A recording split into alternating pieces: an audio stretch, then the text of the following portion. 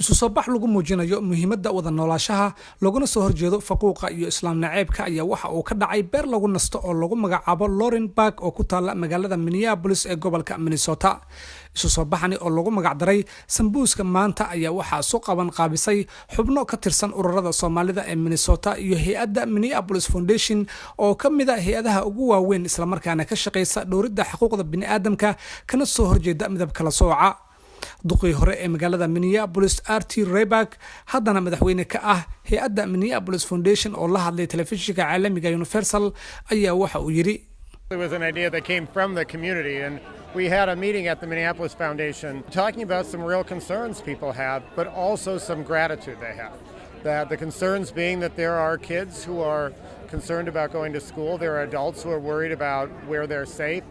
fikradani waxaa lahaa jaaliyadda Soomaalida waxayna ka hadleen dhibaatooyinka ay ka cabsi qabaan sida caruurta iskuulada dhigata walaaca soo wajahay. Reminder that Minnesota values are very much about this. My name is Ryback. That was a very strange name in Minnesota at one point. qof walba oo ku nool Minnesota wuxuu soo maray mar ay cabsi la soo gudboonaatay. haddii aan tusaale idin siiyo buu yiri anigu magacaygu waa Ryback waxaa jirtay mar uu ahaan jiray magac qalaad laakiin hadda wax walba waa iska caadi meesha doonto ayaa dukaan ka furan kartaa oo Minnesota ah shalay dad kale ayay ahayd cabsida maantana waa Soomaalida And no matter who they are. This time it's Somalis feeling threatened. It's been others threatened in other times, but agaasimaha saameynta istaraatiijiyadda iyo isku xirka hawsha madaniga ah ee Minneapolis Foundation Katrina Gray ayaa sheegtay in isumaatinkani uu jawaab cad u yahay waxyaabihii dhacay isbuucii la soo dhaafay. Today is just about everybody coming together. It's been about us listening to what these leaders wanted to do. maanta isu soo baxani wuxuu ku saabsan yahay isdhageysi iyo waxyaabaha ay doonayaan horjoogayaasha jaaliyadda. In response to some of the stuff that's happened this last week. waxay sidoo kale jawaab cad u tahay waxyaabihii dhacay isbuucii la soo dhaafay iyo in la isku yimaado si midaysan dhammaan dadkiina taageerayna u mahadcelino. xamse warfaa oo ka mid ah mas'uuliyiintii soo qaban qaabisay isu soo baxani oo la hadlay telefishinka caalamiga Universal ayaa sheegay in ay jirtay cabsi badan oo soo wajahday Soomaalida kadib markii la doortay Donald Trump. sababtan xafladda u qabanay ayaa waxay ahayd in aan dareennay doorashadii dhacday talaadadii kadib in jaaliyadaha Soomaaliyeed cabsi badan soo gashay argagax badan uu ka soo galay natiijada doorashada ka soo dhalatay oo ah in Donald Trump la doortay marka cabsida ka timid dad badan waxay dareemeen in ay kali ku yihiin in iyaga iyo heerahoodaba cilad ka soo gaadho ama dib ka soo gaaro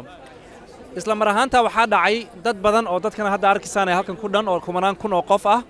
oo ajaanib ah in ay Soomaalidii la soo hadleen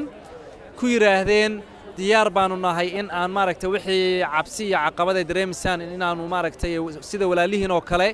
inaanu idin garab istaagno waxna ka qabanno marka mahad celin aan rabno inaan dadka u mahad celinno iyo inaanu dirno message ah community-ga Minnesota waa one community hala kala ahaado mabda kala duwan hala haysto jinsiyad kala duwan hala ahaado midab kala duwan hala kala ahaado wili waa hal community weeye xaashi shaafi oo ka mid ah mas'uuliyiintii soo qaban qaabisay isu soo baxani ayaa sheegay in fikradani ay ku dhalatay kadib markii ay arkeen natiijadii doorashada madaxtinimada ee ka dhacay dalkani Mareykanka. waxaa farxad iyo mahad iska leh dadka reer Minneapolis ay isugu soo baxeen runtii noo soo garab istaageen marka dadka niyaddooda ha u sheegaan Mareykanka ayaga iska leh cid gooni u fuquuq kartana ma jirto inay taa fahmaan waxaad ka mid tihiin bulsho weytan gadaashayna taagan oo kala duwan baad qayb ka tihiin waan u jeedaa si u muujiyeen garab waxa taagan 190 waa dad cad waa dadka cadaanka ee isteed ahaan aan isleena u badnaa inay ku soo garab istaagaan ay ku muujiyaan garab istaag waxaan filayaa adiga inaad dareento marka inaad godka ku jirto ka soo baxdo oo aad dareento qof wadanka wax kule inaad tahay waa maasantiin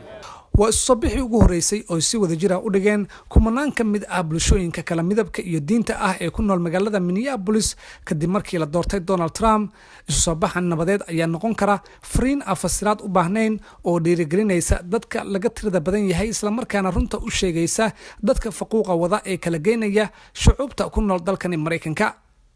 Maxamed Deeq Muuse Nuur Deeq Darajo Universal TV Minneapolis.